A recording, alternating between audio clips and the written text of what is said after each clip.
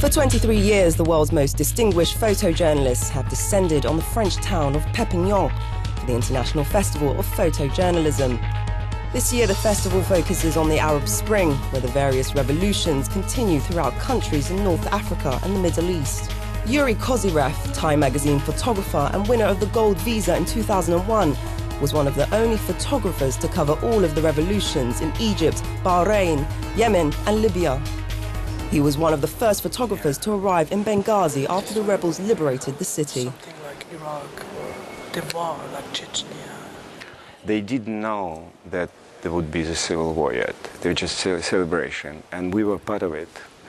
And it was something incredible. So from one celebration to another, from Tahrir Square to another square, and it's not far, it's 1,000 kilometers. But here it's just weapons, and in Libya they found weapons and they knew they would be fighting for.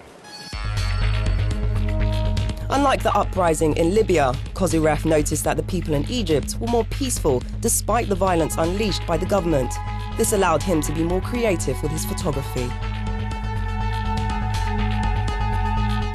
It was just before the prayer, and I saw a lot of men with a sign of, they were wounded. It's like, stones but amazing moment, they were so united. Tahrir Square at the beginning was a symbol of the whole nation. They wanted to be together, but now they have so many questions. So for me, it's a history already. As I told, they need another revolution to fix the first one. The photographer wants to return to the countries involved in the revolutions to give a voice to local people. Yeah, it was actually incredible to see this blind man. He wanted to be part of this as well, and he came from the hospital by himself and stayed there. Well, I wish he could see. I wish he could see what was happening around him.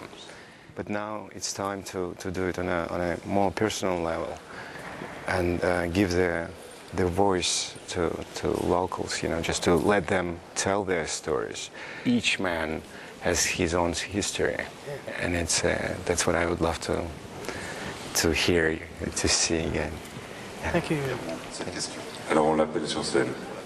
Catalina Martin Chico won a Gold Visa Humanitarian Award from the International Committee of the Red Cross. She was recognized for her coverage of the Yemeni revolution. The 10 photos here have won awards because they perfectly illustrate the objectives of the ICRC.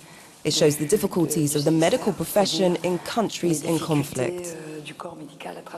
As a woman photographer, you have a big advantage. You can report on issues about women, and I have access to the male and female environments.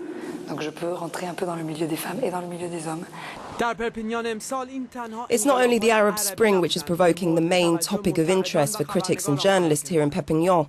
Photos of women and other victims of disease and civil war taken by an Italian photographer was also appreciated. Award-winning photographer Martina Bacicolopo's images depict the daily life of Filda Adoch, a 53-year-old woman who lost both husbands and her son in the civil war and has contracted AIDS.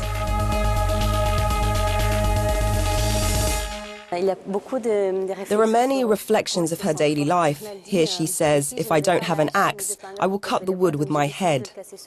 I have a really strong back, which reminds me that if I'm a woman, I can still take care of my family." I love this perspective. She is strong and proud, not at all a victim, but a warrior. The festival ends on the 16th of September.